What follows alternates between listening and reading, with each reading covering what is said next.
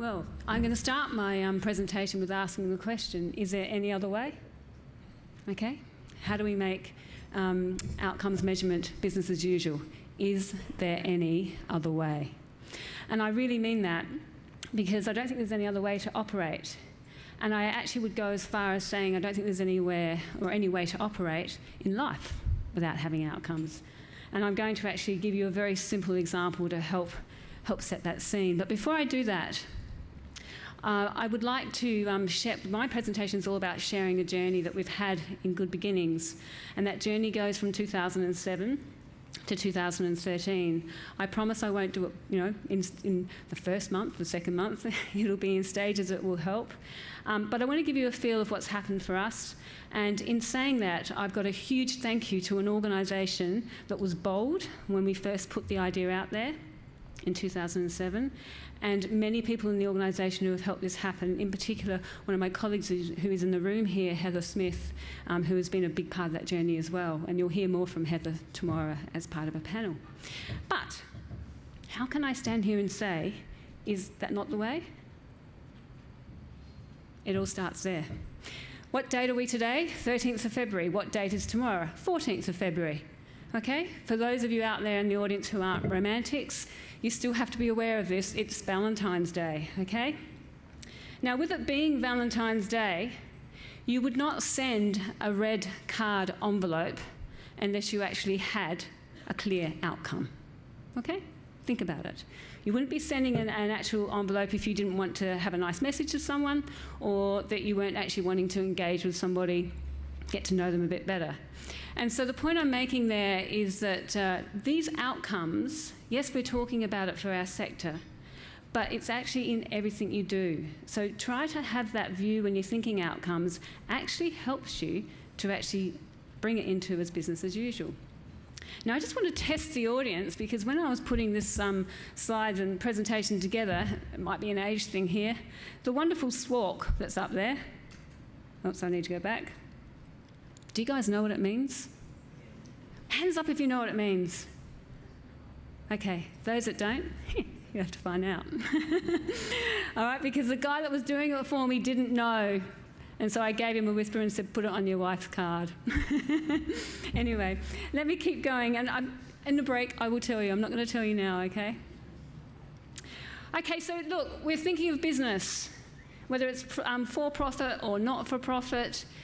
You begin with the end in mind. A wonderful quote from Stephen Covey, and it's ever so important. How can you be in business if you don't know where you're going? So when in 2007, I said to the Good Beginnings board, I said, look, we really need to adopt an outcomes framework in this organisation. We need to have a way of operating that helps us be very clear as to what we're doing. And they all nodded and said it was a great idea. I said, but it's going to take us time. And if I get one key message across today in this presentation, it is that it will take time. So that takes me really to 2007. If you are going to start this wonderful journey of an outcomes approach, you need some form of framework, and I'll talk a little bit more about the framework that we chose. But there is a very key point that I've raised on this slide, and it has to be at the top agreement. Do not think that you can actually implement an outcomes framework into an organisation that doesn't have approval from the very top. Of course, the outcomes framework has to be across the whole organisation. So I'm not suggesting it starts from the top and it happens down. It actually has to happen at all levels of an organisation, but it will be blocked if you don't have a framework that sits through all of the discussions, sits through all the plans, sits through all the strategies, sits through all the reports, all the KPIs. It has to be embedded throughout the whole way. And in 2007, when I think the board said yes, they weren't quite sure what they had signed up for. We actually had a really fortunate position where we were really given a free rein to actually review which kind of frameworks we may adopt. You may actually have in your organisation some key structures that are already in place. I am not going to stand here as an advocate of particular outcome frameworks because they all actually have a very common phrase within where is the end, what is the outcome. How are you going to measure it? What are the impacts to know that you've actually measured that? And what is the feedback loop to bring that back round to the outcomes? And I am simplifying this because it's really important that it doesn't get complicated. So that's where we were in 2007. We had, from the top, a board saying yes. They did hear me say it's going to take time, and I had to remind them of those minutes quite a few times throughout the window that we went through this process, because it does take time. And here's the reason why. In 2008, we had an organisation that didn't have an outcomes framework. What Good Beginnings does, it works with those children and families that are doing it tough. So we work with that, what is termed as a pre-contemplation stage, sometimes with families who don't even know that their behaviour, the way they're treating their child, is not the best outcome. So we have to help people move from maybe that space to another space, hence the fact that our focus is on building better outcomes for children in those vulnerable communities.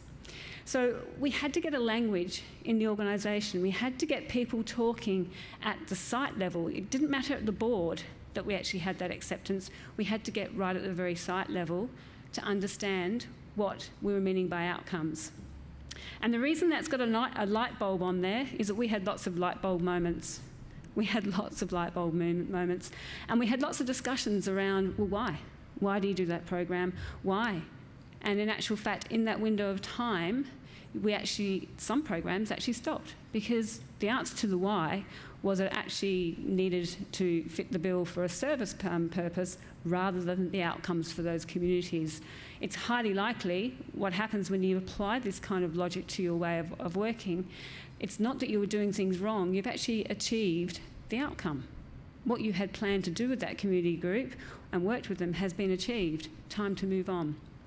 So that was something that we think came across, and in a way of trying to keep it simple and enabling a whole organisation, and the size of Good Beginnings in 2007, we actually had 80 programs across the whole of the country. We're now sitting at 160 programs. So in this window of time, we doubled in size. So we not only implemented an outcomes framework, we grew. So I think everyone in the room knows what happens when organisations grow. There's lots of instability and there's just lots of change. So we embraced that change and adopted the outcome framework through each step of it. But it was really important to have a common language in all levels in doing that. And that's what happened in 2009. This slide goes into more detail, and I'm not going to preach about the particular outcomes framework that we chose, because there are many to choose from.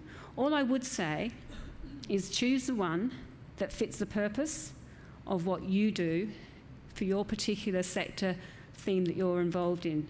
We're involved with children and families, and the Centre for Child Community Health, which is the CCCH acronym that you see there, actually had designed what's called the platforms framework. It fitted our bill very well. It's Australian.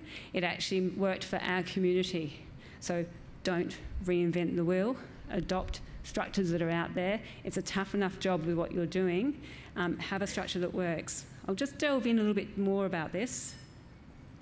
It has 12 steps, and you'll see there are 4 segments to it. We worked through this process. And I heard some of the conversations earlier today about, when you've got remote people, how do you get some of these key messages across? Well, trust me, those 160 programs are all over Australia, and they go as far as prisons in WA, they go up to gum trees in Katherine, they go down to schools in Victoria, in Doveton, and they're in volunteer programs in Hobart. They are all over the place, all different. So it was incredibly important to have a training structure that, first of all, enabled the key managers and the key players to be skilled in outcomes, then a cascading process where the staff who they were working with to be involved in the outcomes. But throughout all of this, we were setting up those 12 steps there. So the vision planning, the action planning, the transition and implementation, all the stages of these, the evaluation and analysis and review. One of the most, and I'm going to look at Heather as I say this because I know she enjoyed this moment, was that when we had written the work plans for many programs, and within a 6-month window, they were being rewritten again, because in a window of time, And it actually does take the time, as I said at the beginning, but when you get the ball moving, you'll find that as you work on outcomes, you start to question what you wrote 6 months ago.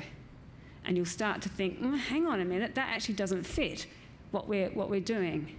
So this is going back to that very first point about the board and at the top and explaining that it takes time. It's incredibly important to have these checks and measures along the way, hence why it has to be aligned to your strategy, it has to be aligned to all of your plans in the organisation. It can't be a bolt-on, okay?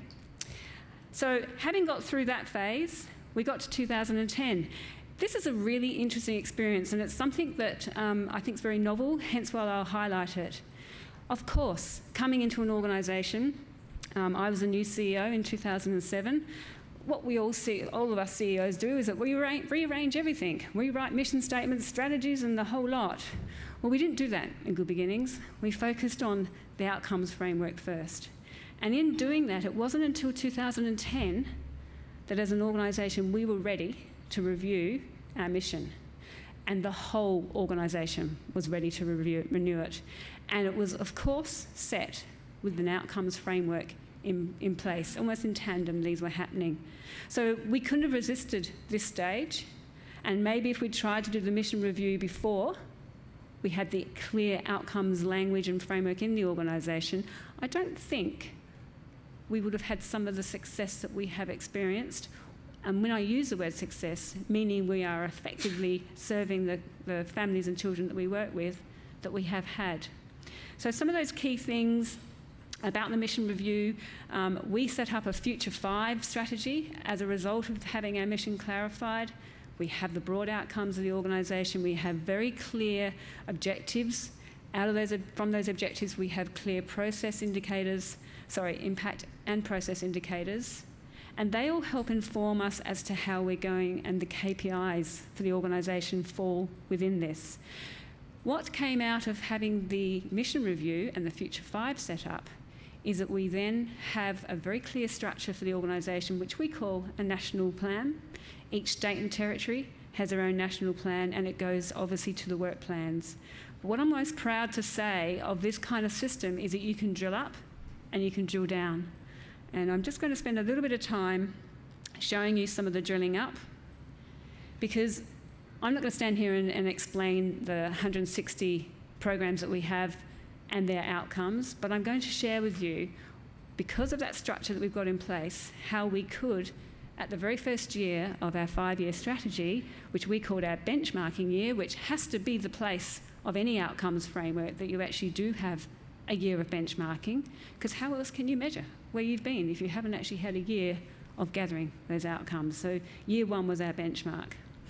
And what we have here is really just how we work from our vision and the objectives, in particular those 4 outlined there around our objectives for children and families. Now, from that, and if I explained before, we actually have this in a national plan.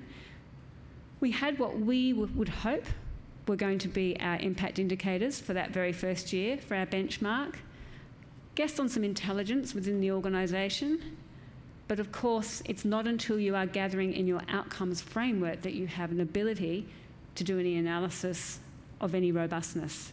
So we had predicted 80% of families report they have improved their parenting skills, and that 80% of families report they were more socially connected, and numbers of families were supported. And I think the gentleman before me kind of said, I probably shouldn't say this, but I will say the same. How with hand on heart could we have really been sure that our data was as robust as what it needed to be?